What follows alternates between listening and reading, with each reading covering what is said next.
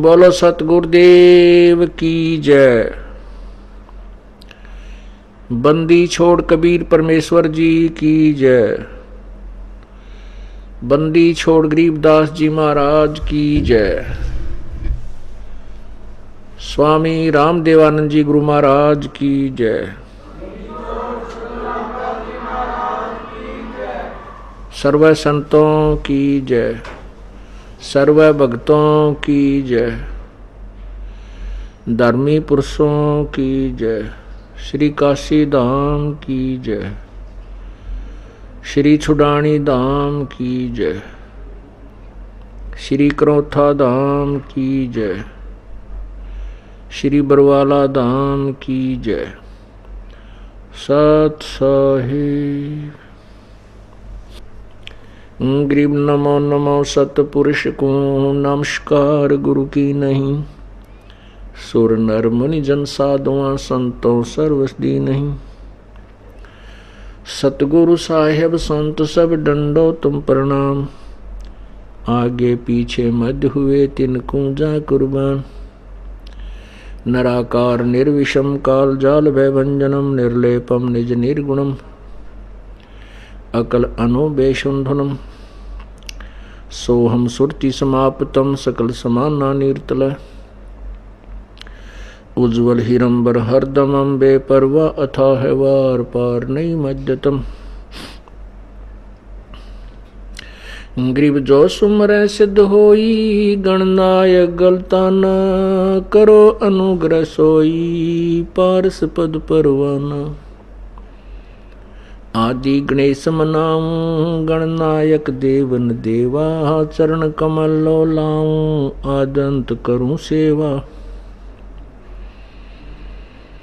परम शक्ति संगीतम रिद्धि सिद्धि दाता सोई अविगत गुण अतीतम सतपुरुष निर्मोही जगदम्बा जगदीशम मंगल रूप मुरारी। तन मन अर्पों शीशम भक्ति मुक्ति भंडारी। सुर नर मुनि जन ध्यावे ब्रह्मा विष्णु महेशा। शेष सहस मुख गावे पूजे आदि गणेशा। इंद्र कुबेर सरीखा वरुण धर्म राय ध्यावे। समर्थ जीवन जी का मन इच्छा फल पावे। 33 कोटि आधारा न्यावे से 88। उतरे भव जल पारा कट है यम की फांसी। 33 कोटि आधारा न्यावे से 88। उतरे भव जल पारा कट है यम की फांसी। सत साहिब। कर जोरूं विनती करूं धरूं चरण पर शीस। गुरु जी राम देवानंद जी महाराज ने दियो नाम बख्शीश। कोटि कोटि सिजदा करूं कोटि कोटि प्रणाम। चरण कमल में राखियो मैं बांदी जाम गुलाम। कुत्ता तेरे दरबार का मोतिया मेरा नाम। गले प्रेम की जेवड़ी जहाँ खेचो वहाँ जाऊं मैं। तो करो तो बावड़ू दूर दूर करो तो जाऊं। जो राखो तो ही रहूं जो देव सो खाऊं।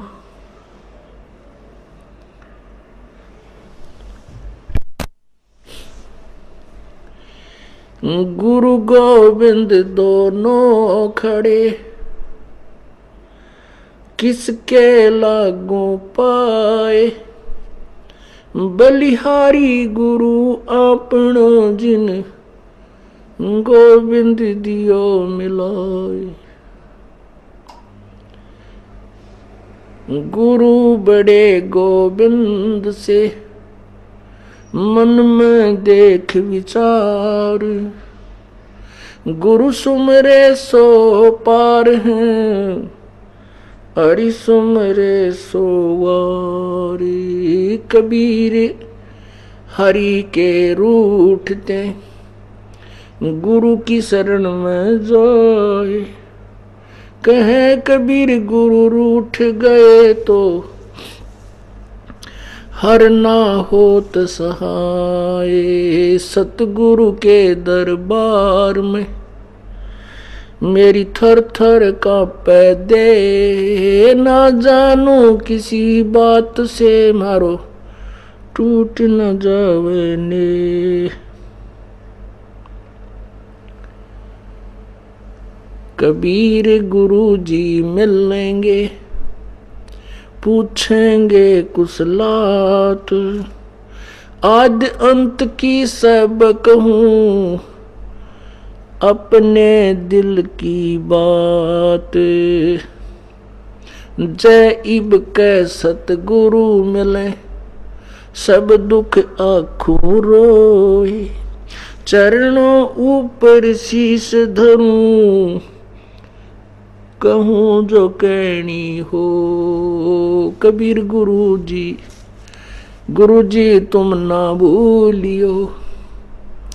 चाहे लाख लोग मिल जाएं हमसे तुमको बहुत है, तुमसे हमको नाई। कबीर तुमरे विसारे क्या बने, मैं किसकी शरण में जाऊं। शिव विरंच मुनि नारद तिनके हृदय न समाऊं। अब गुण किए तो बहुत किए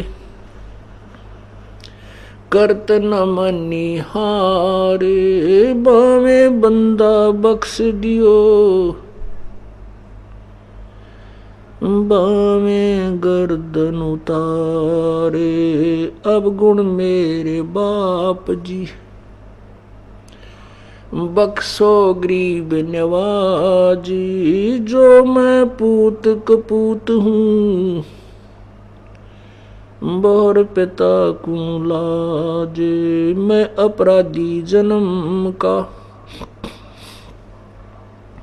नक्शक भरे विकार। तुम दाता दुख भंजना मेरी करो संभाल।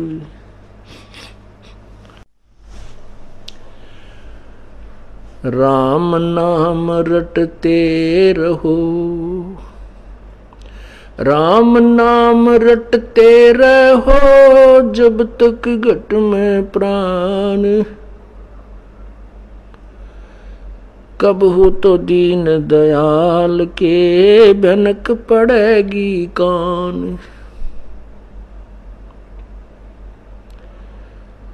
कबीर सब जग निर्धना धनवंता न कोए।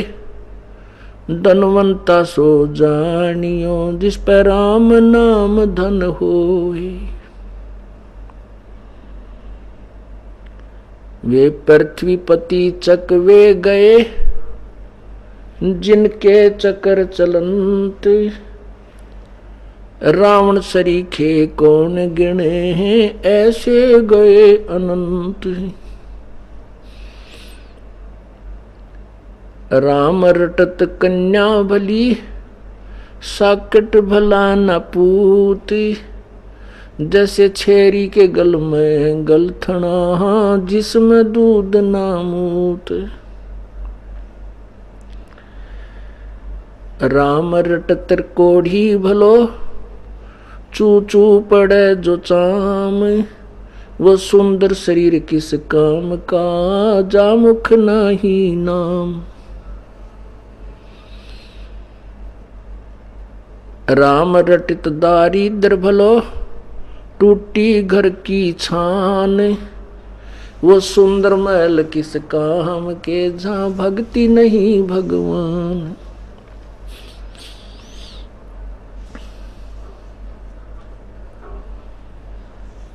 कबीर लूट सको तो लूटियो, राम नाम की लूट, पीछे फिर पछताओगे, हे प्राण जहांगे छूट।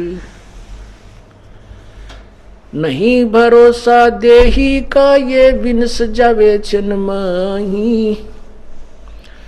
श्वास उश्वास में नाम जपो हो, और यतन कछु नाही।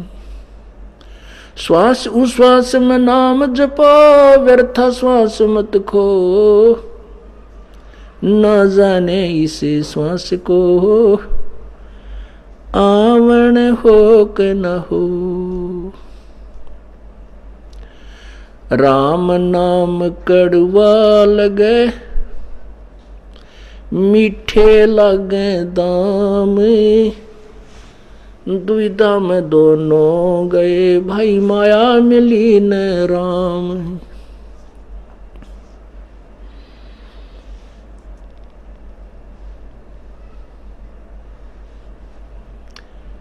परमपिता सर्व सृष्टि रचनहार पूर्ण ब्रह्म कबीर बंदी छोड़ अपनी आत्माओं को अपने विषय में यथार्थ ज्ञान देने के लिए अपने सतलोक से चल कर के इस काल के लोक में आते हैं। वो परमात्मा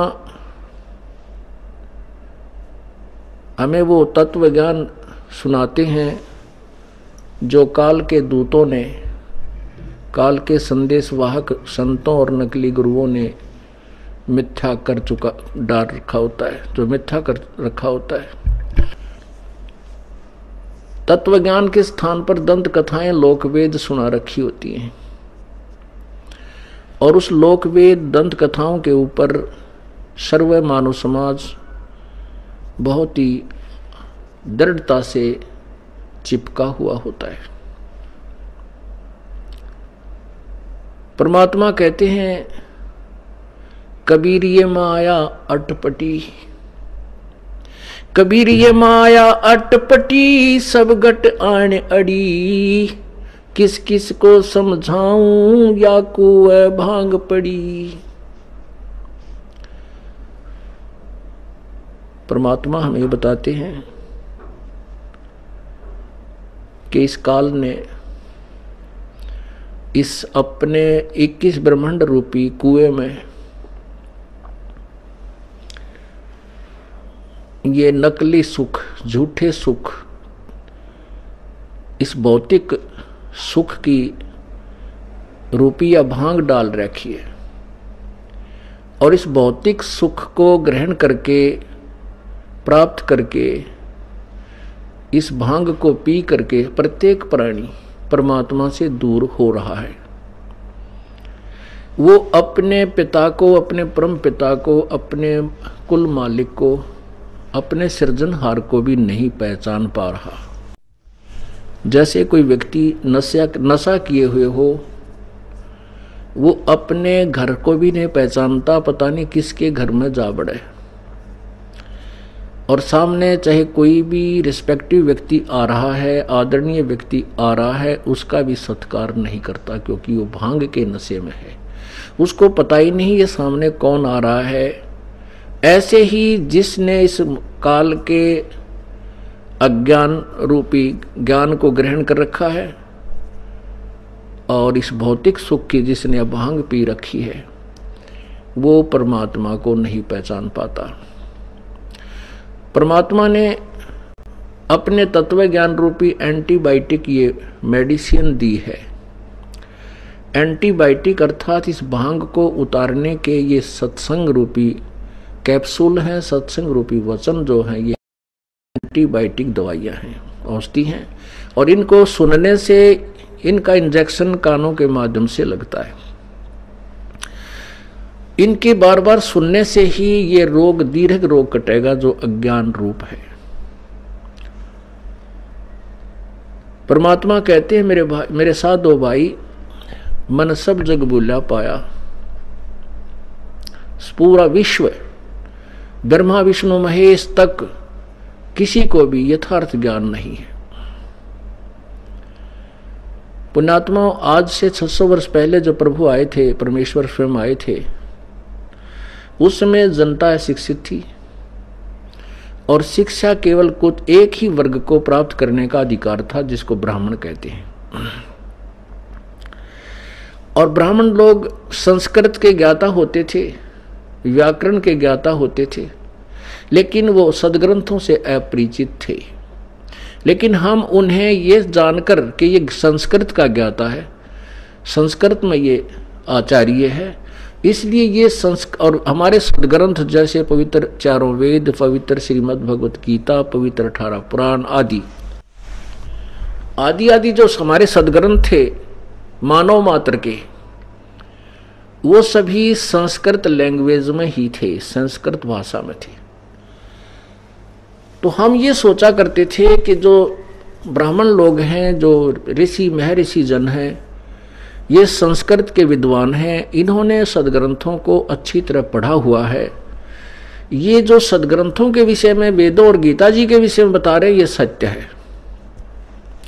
और ऐसा मानना कोई संशय युक्त भी नहीं था, क्योंकि समाज अशिक्षित था।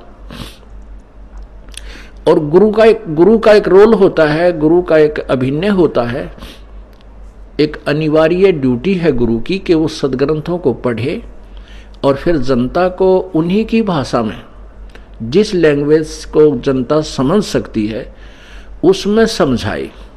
लेकिन सदग्रंथों के ज्ञान में और उसके द्वारा बताए गए सिंपल लैंग्वेज वाले ज्ञान में कोई भिन्नता नहीं हो, तो वो गुरु बिल्कुल सही है।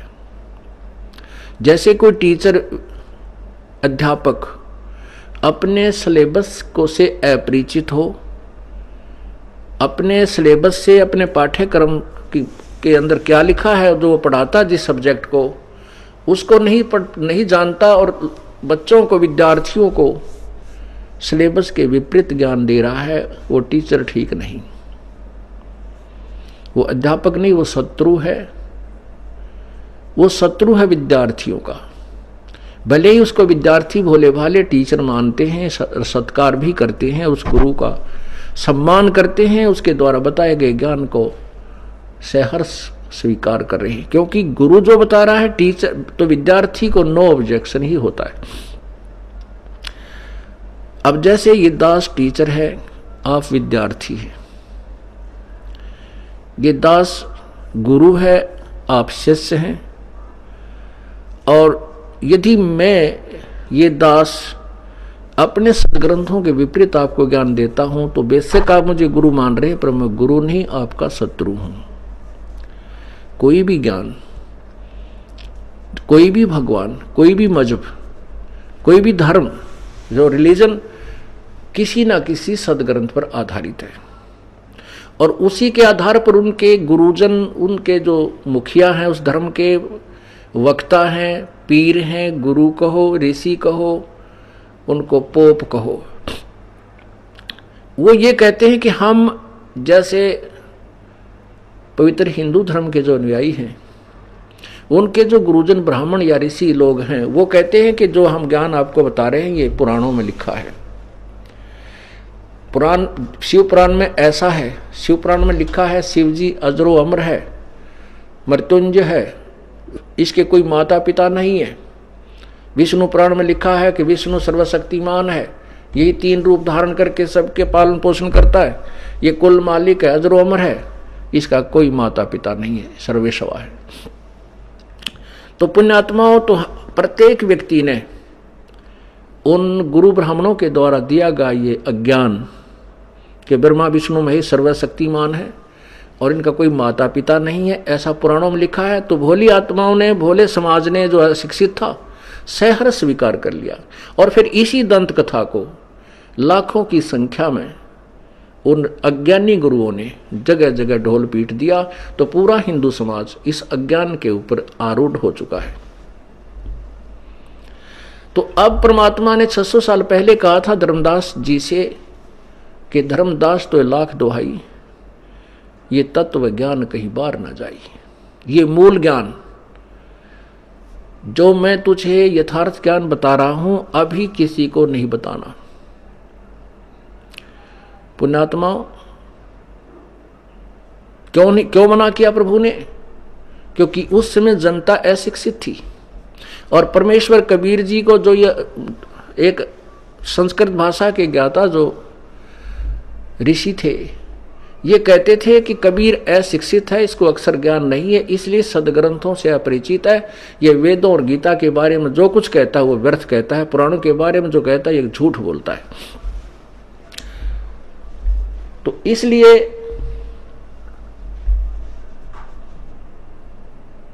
पूरी जनता को, पूरे मानव समाज को ये बात सत्य स्वीकार हुई कि जो हमारे ब्राह्मण लोग कहते हैं ये सत्य है, क्योंकि कबीर जी अशिक्षित है, इसमें कोई दो राय नहीं। और वेदों और गीता और पुराणों के बारे में जो ब्राह्मण लोग बता रहे हैं ये सत्य है।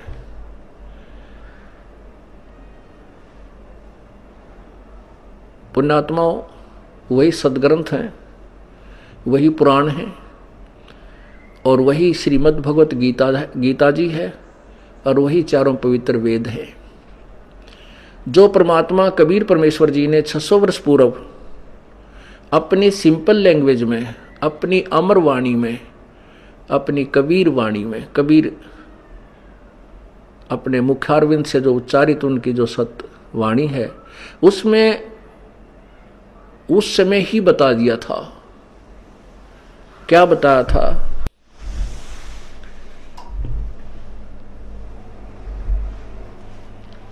परमात्मा ने बताया था, धर्मदास ये जग बोराना, कोई न जाने पद निर्वाण, यही कारण मैं कथा पसारा, जग से कहिए वो राम नियारा। यही ज्ञान जग जीव सुनावो, सब जीवों का भरम नसावो, भरम गए जग वेद पुराणा, आदि राम का भेद न जान्या। अब मैं तुमसे कहूं चेताई, त्रिदेवन की उत्पत्ति भाई, कुछ संक्षेप कहूं गौराई, सब संशय तुमरा मिट जाई।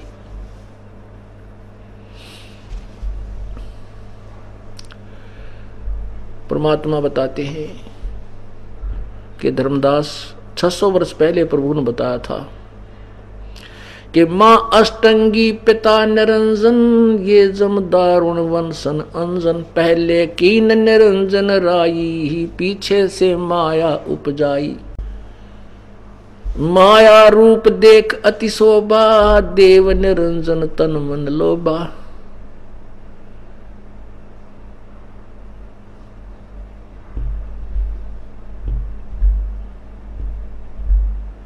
पेट से देवी करी पुकारा, हे साहेब मेरा कीन उबारा।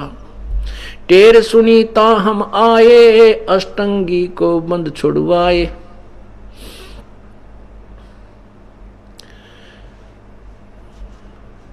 परमपिता परमात्मा अपनी अमर वाणी में पहले ही बता रहे थे, नख रेखा से भग कर लीना, देव निरंजन माया रूप देख अति शोभा, देव निरंजन तन बन लोभा।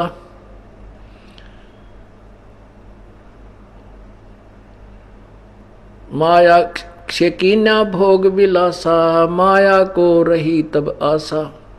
तीन पुत्र अष्टंगी जाए, ब्रह्मा विष्णु शिव नाम धराए। क्या बताया परमात्मा ने आज से 600 वर्ष पहले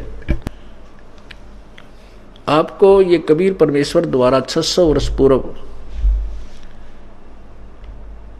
दिया हुआ वो अमृत ज्ञान सुना रहा है ये दास, जो आज सभी सदग्रंथों में आपको प्रमाणित करूंगा। पुण्यात्माओं, आज सर्वशिक्षित समाज है और सदग्रंथों को हम स्वयं अपनी आंखों पढ़ सकते हैं। इससे हमें यह दृढ़ विश्वास होगा कि Kabir was God, Kabir is God. परमात्मा कबीर भगवान था, है और रहेगा।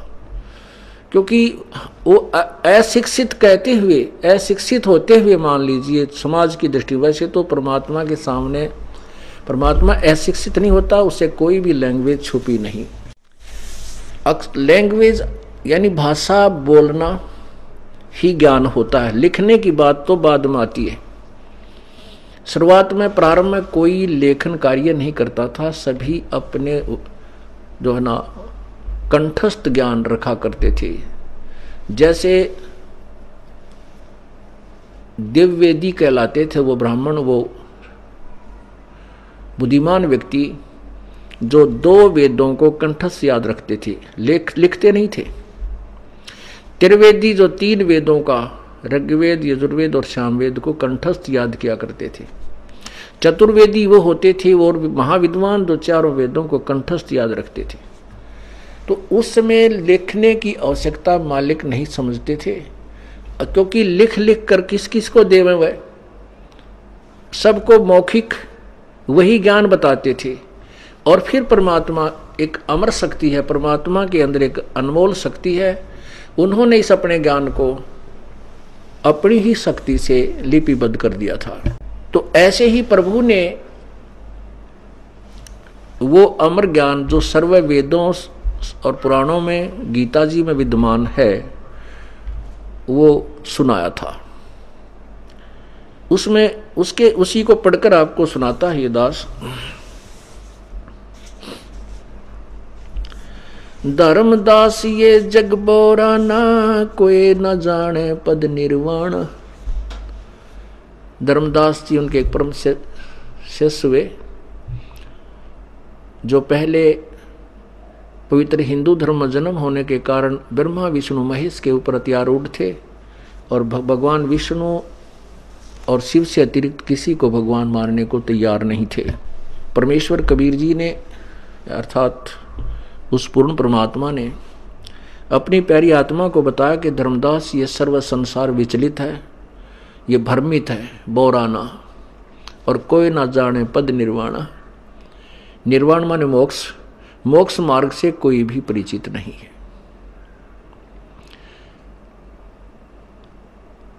और कहते हैं मैंने जो तुझे सृष्टि रचना सुनाई है, ये इसीलिए सुनाई है, यही कारण मैं कथा पसारा, जग से कहिए एक राम नियारा।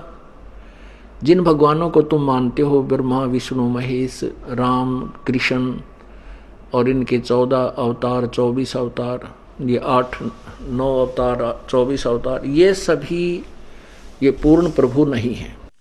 और ये भोला मानव इन्हीं को प्रभु मानकर इन्हीं की पूजा में लगा हुआ है।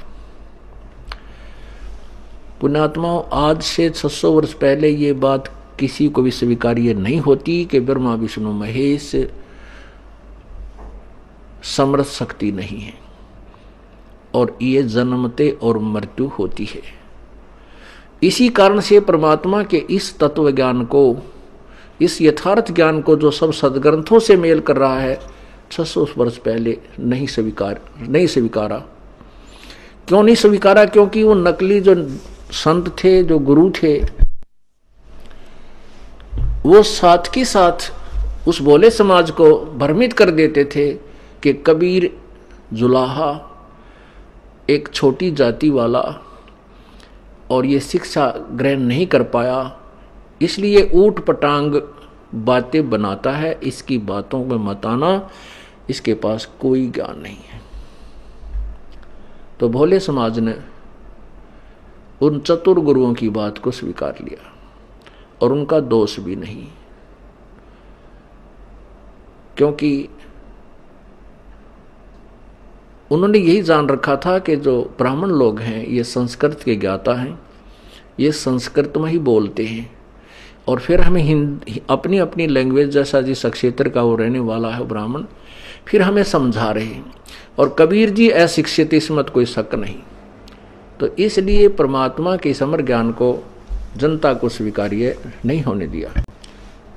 अब क्या बताते हैं परमात्मा के, जो धर्मदास मैंने जो तुझे ज्ञान दिया है इसको जन साधारण तक भेज, पहुंचा दे, सुना, सबको सुना, और ये ज्ञान सुना करके सबके संशय का निवारण कर दे।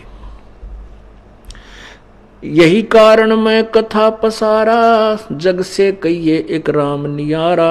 यही ज्ञान जग जीव सुनावो, सब जीवों का भरम नसाओ।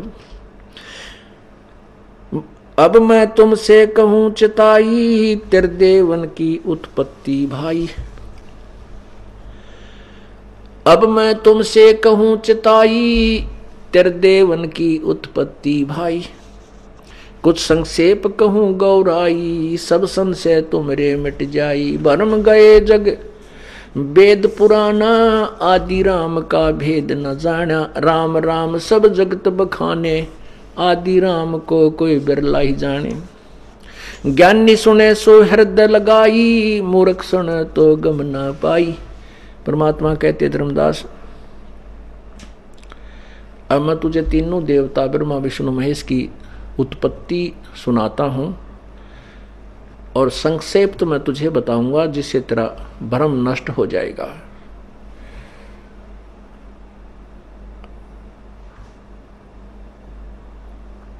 और जो ज्ञान मैं तुझे सुना रहा हूं ये सत्य है, यथार्थ ज्ञान है। बुद्धिमान व्यक्ति इसको सुनेगा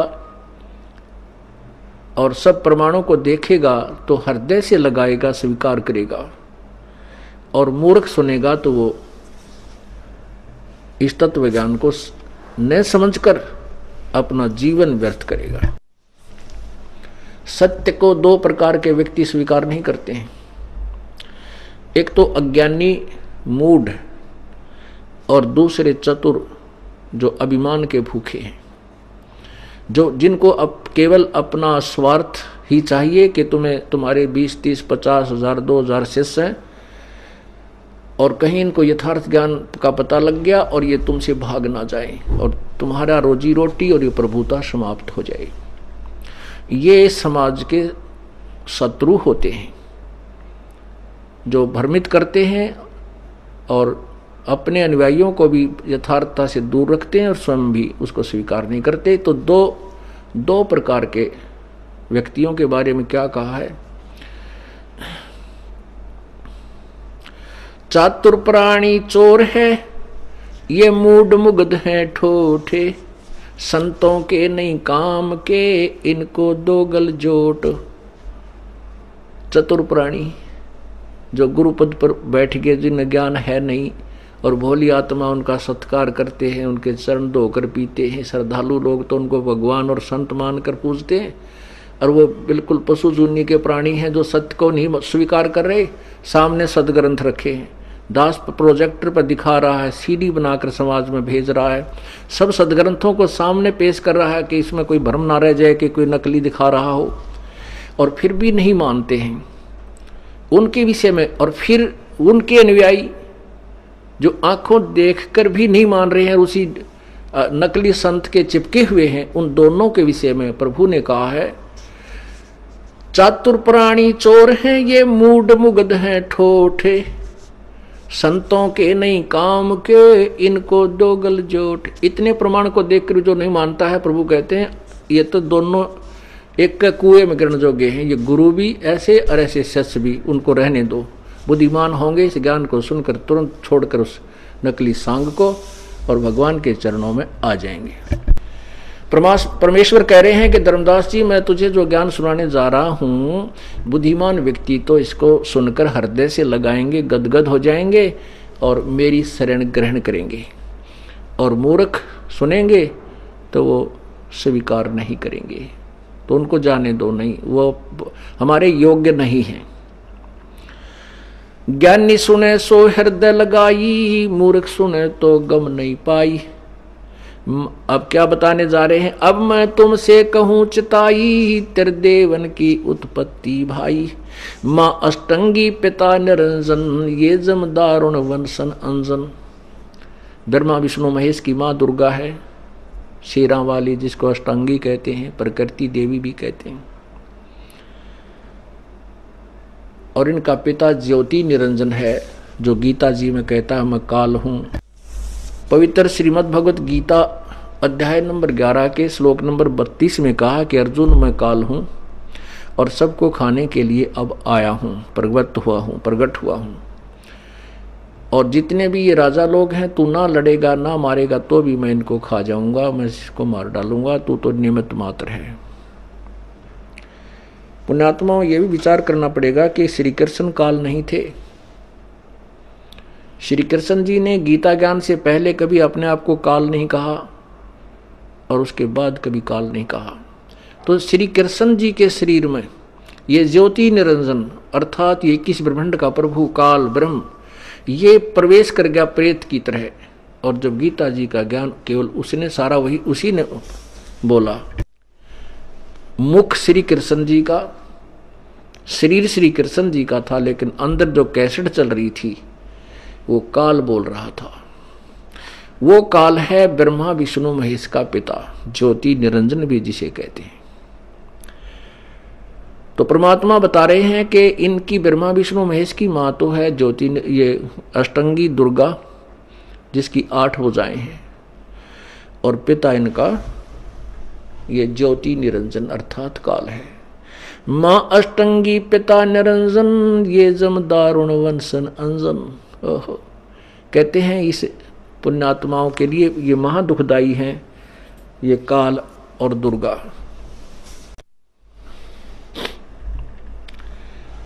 अब सृष्टि रचना का संक्षिप्त वर्णन दे रहे हैं। पहले कीन निरंजन राई, पीछे से माया उपजाई, माया रूप देख अति शोभा, देव निरंजन तन मन लोभा। आपको सृष्टि रचना थोड़ी सी सुनाएगा ये दास, तब आपको ये अमर वाणी समझ में आएगी। पहले ये वाणी पूरी करता हूं, उसके बाद सृष्टि रचना का कुछ अंश आपको सुनाएंगे।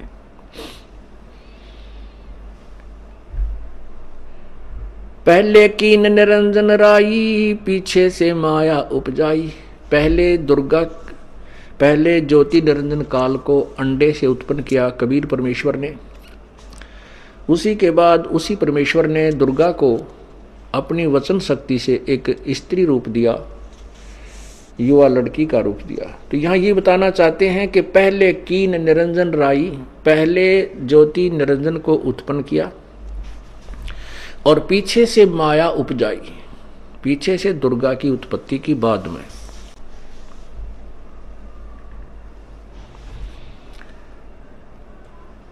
माया रूप देख अति शोभा, देव निरंजन तन मन लोभा। काम देव धर्म राय सताए, देवी को तुरंत दर खाए। परमात्मा ने जब दुर्गा की उत्पत्ति की तो ये युवा रूप में थी, युवती थी, और इसका रूप रंग निखरा हुआ था। तो ज्योति निरंजन काल ने इसके ऊपर बदनीयत की। दुर्गा के लाभ मना करने पर भी जब ये नहीं बाज आया तो इसने अपना सूक्ष्म रूप बना करके ज्योति निरंजन काल के पेट में शरण ग्रहण की। वहां से प्रभु कबीर परमेश्वर से पुकार की, पिताजी मेरी रक्षा करो। इस ज्योति निरंजन ने मुझे बहुत सताया, इसने मेरे साथ बदतमीजी करनी चाहिए, तो मैंने अपनी इज्जत की रक्षा के लिए इसके पेट में शरण पाई है, मुझे बचाओ। तो परमात्मा कहते हैं वहां हम पहुंचे, अपने पुत्र सहज दास का रूप बनाकर के कबीर परमेश्वर वहां प्रकट हुए और ज्योति निरंजन के पेट से दुर्गा को निकाला। उसके बाद परमेश्वर ने कहा कि ज्योति निरंजन तू जा यहां से, अपने 21 ब्रह्मांड को ले जा और तुम दोनों यहां से जाओ। आज से तूने जो सतलोक में ऐसा दुराचार करने की चेष्टा की है, 1 लाख मानव श्रीधारी प्राणी तो नित खाया करेगा और 1.25 लाख उत्पन्न करेगा। और आज से तेरा नाम काल होगा। अब परमात्मा ने आदेश दिया कि निकल जाओ यहां से। 21 ब्रह्मांड समेत दुर्गा साथ में, ये ज्योति निरंजन का 21 ब्रह्मांड का यो बेड़ा शतलोक से 16 शंख कोश की दूरी पर आकर के स्थिर हो गया। तो यहाँ परमात्मा क्या बताना चाहते हैं, माया रूप देख अति शोभा देव निरंजन। इस निरंजन भगवान काल भगवान का तन मन लोभा, काम देव धर्मराय सताए देवी को तुरंत धर खाए। विषय वासना के वश होकर के काल ने, ज्योति निरंजन ने, धर्मराय भी इसी को बोला जाता है। और इसने दुर्गा की तरफ बदनीयत की तो दुर्गा ने, जब इसने मुंह खोला हुआ था नीचता के कारण, इसके मुख के माध्यम से पेट में सूक्ष्म रूप धारण करके पेट में शरण पाई। पेट से देवी करी पुकारा, हे साहेब मेरा करो उभारा। टेर सुनी तब हम ता आए, अष्टंगी को बंद छुड़वाए। सतलोक में कीन्हा दुराचारी, काल निरंजन दीनानकारी। माया समेत दिया भगाई, 16 शंख कोस पर आई। अष्टंगी और काल अब दोई, मंद कर्म से गए बिगोई। धर्मराय को हिकमत कीना, नख रेखा से भग कर लीना। पुण्यात्माओं, परमात्मा ने इस काल की नीचता और देखनी थी, ये कितना गिरावट में आ सकता है। इसलिए उस लड़की को, अष्टंगी को, दुर्गा को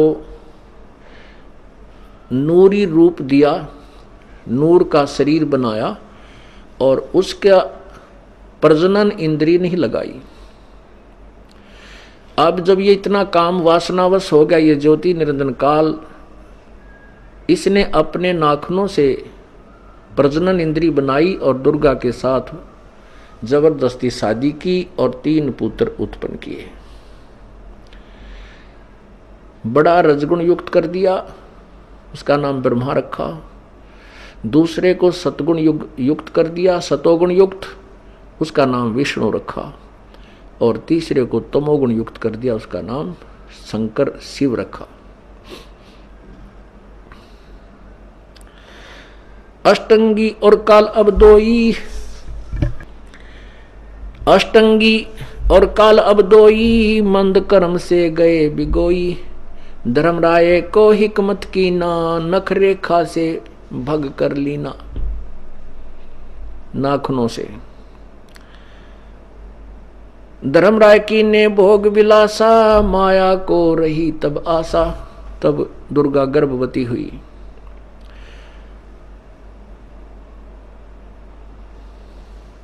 तीन पुत्र अष्टंगी जाए, ब्रह्मा विष्णु शिव नाम धराए। 3 देव विस्तार चलावे, इनमें यो जग धोखा खावे।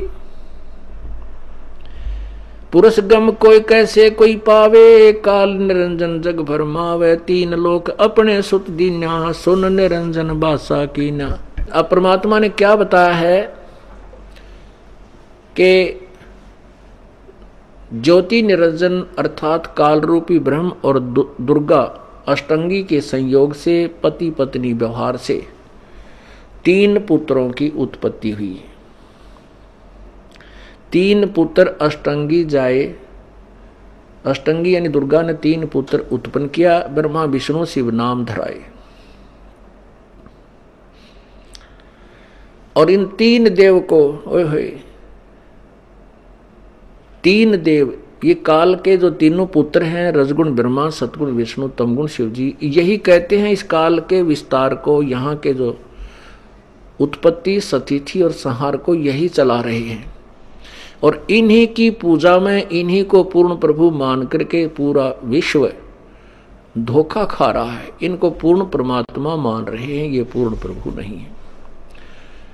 और पुण्यात्माओं, आज से 600 वर्ष पहले ये बात की तो समाज में कहना तो जूते खाना ही था, कोई नहीं मान सकता था। लेकिन अब मानेंगे। क्यों मानेंगे? क्योंकि हमारे सदग्रंथ मनावेंगे और सभी बच्चे, बालक, बूढ़े, बहन, बेटी, भाई, बुजुर्ग, देवी सब शिक्षित हैं। और जो भी समाज जिस सदग्रंथ के ऊपर आधारित है, ये दास उसी से निष्कर्ष निकाल के उनके सामने रख रहा है कि तुम्हारा सदग्रंथ ये बता रहा है और आप जी अपने सदग्रंथ से अपरिचित है तो कहां जाओगे तुम? बुद्धिमान लोग स्वीकार करेंगे और कर रहे हैं। और फिर भी नहीं मानते हैं, तो वो परमात्मा ने पहले हमें बता दिया है कि चातुर प्राणी चोर हैं और मूढ़ मुग्ध हैं ठोठ, वो फिर हमारे काम के नहीं हैं, वो तो वहीं पड़े रहें, ठीक है, जाओ काल के मुंह में। उनको दो गलजोट, गलजोट मानने का अर्थ है कि जैसे वो वहीं बंधे रहे एक दूसरे के साथ। तीन देव विस्तार चलावे, इनमें यो जग धोखा खावे, पुरुष गम कैसे कोई पावे, काल निरंजन जग भरमावे। परमात्मा कहते हैं कि परमेश्वर के बारे में कैसे जान सके, ये काल जो है सबको भ्रमित कर रहा है, पूरे विश्व को इसने झूठे गुरु भेज के और भ्रमित करवा दिया।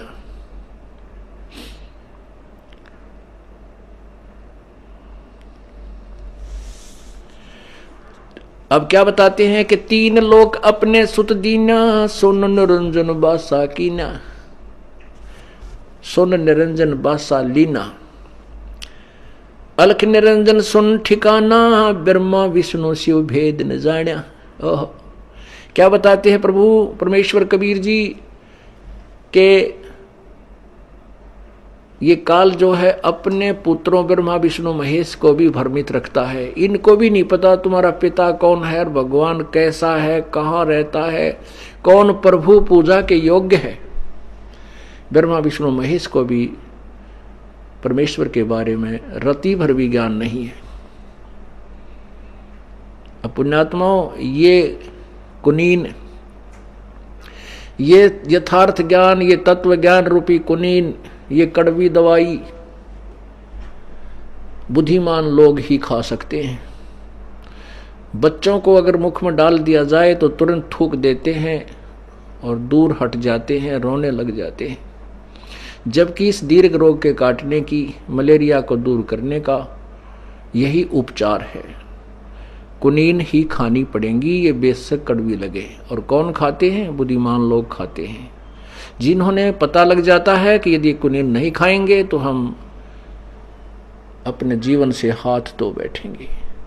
इसी प्रकार इस मानव शरीर को बर्बाद होने से बचाने के लिए तत्व ज्ञान रूपी ये कुनीन जो दास दे रहा है समाज को, ये खानी पड़ेगी, ये सुनने पड़ेंगे, चाहे आपको ये अच्छा लगे या ना लगे। अब क्या बता रहा है ये दास? कबीर परमेश्वर द्वारा दिए हुए ज्ञान को केवल रिपीट कर रहा हूं, दास का अपना कोई ज्ञान नहीं है। हाँ, इतनी रजादाता ने इस दास पे कर दी है कि वो अपना भंडार खोल दिया है, इसको दास को बुद्धि दे दी है ताकि परमेश्वर के इस अनमोल ज्ञान को समझ और समझा सके, जो आज तक विश्व में या तो धर्मदास को दी थी या दास को आके दी है, या बीच में उनके संत जो 2-4 संत आए हैं उनको भी ये ज्ञान दिया था, लेकिन उनको कहा था भी इसका विस्तार नहीं बताना किसी को, उन्होंने इसको गुप्त रखा था। इस दास की इंतजार थी। ये दास तो बोल रहा है ये बिल्कुल अटल सत्य है, उन्हीं को विश्वास होगा जो इस ज्ञान को पूर्ण सुन लेगा। अब क्या बता रहे हैं? तीन देव सो उसको, तीन लोक अपने सुत दीना, सोन निरंजन बासा लीना, अलख निरंजन सुन ठिकाना, ब्रह्मा विष्णु शिव भेद न जाण्या। तीन देव सो उसको ध्यावे, निरंजन का वो पार न पावे, अलख निरंजन बड़ा बटपारा, तीन लोक जीव करत आहारा। बड़ा बटपारा यो काल, बटपारा माने ठग, धोखेबाज। ब्रह्मा विष्णु शिव नहीं बचाए, सकल खाए पुन धूर उड़ाए, तिनके सुत हैं तीनों देवा, अंधर जीव करते हैं सेवा। इस काल और दुर्गा के ये तीनों बेटे हैं, पुत्र हैं ब्रह्मा विष्णु महेश, और ये ज्ञानहीन जगत अंधे, ज्ञान के अंधे लोग इन्हीं की पूजा करते हैं। अकाल पुरुष काहू नहीं चीन्या, काल पाए सभी गैलीना। अकाल पुरुष, अकाल जिस जो अविनाशी परमात्मा है उसको किसी ने नहीं समझा, और इस काल को सभी ने प्रभु स्वीकार कर लिया।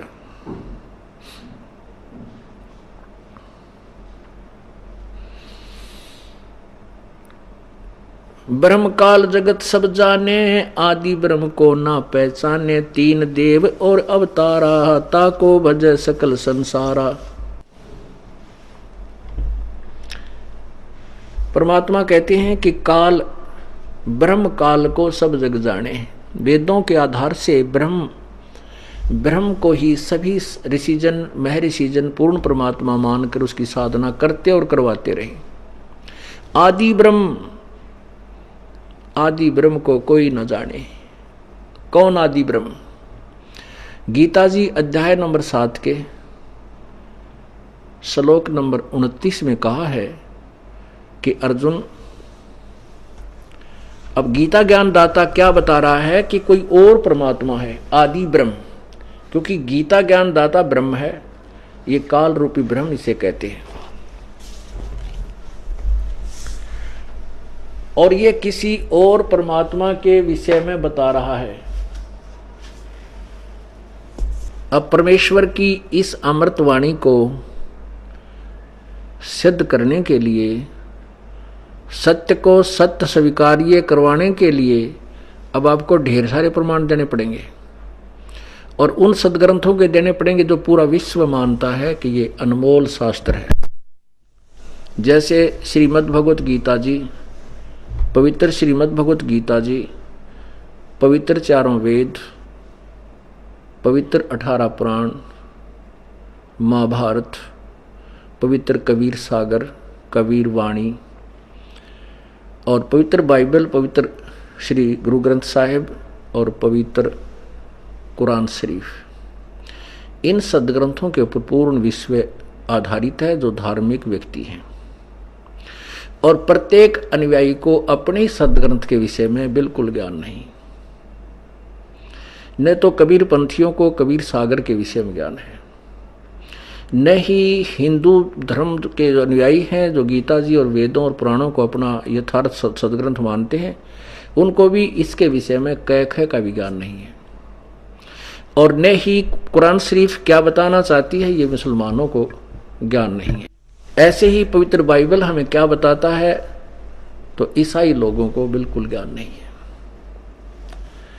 पुण्यात्माओं, जो प्रथम बार इस सत्संग को, इस दास के ज्ञान को सुनेगा, ये सोचेगा कि बड़ा अभिमानी आदमी है, अपने तुल किसी को नहीं मान रहा। नहीं, दास तो एक दास है। दास शब्द प्रयोग किया है तो हम उस दासा तन के ऊपर पूर्ण हैं। लेकिन हमारे जो सदग्रंथ हैं उनमें ऐसा लिखा है, और दास को पता है कि उस प्रत्येक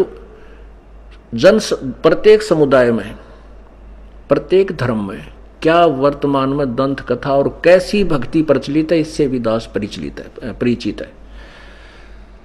इसलिए इस तुलनात्मक तरीके से कहता है कि पूरे विश्व में इस दास के अतिरिक्त किसी के पास ज्ञान नहीं है, कोरा अज्ञान है। अब ये चाहे अभिमान कहो या यथार्थ बात समझो, जिनको ये ज्ञान समझ में आ जाएगा, दास के वचन जब समझ में आ जाएंगे, तत्व ज्ञान से परिचित हो जाएगा, उसको ये दास के वचन एक यथार्थ सत्य लगेगी। और जो नए आते हैं पुण्यात्मा यहाँ पर जो भी, क्योंकि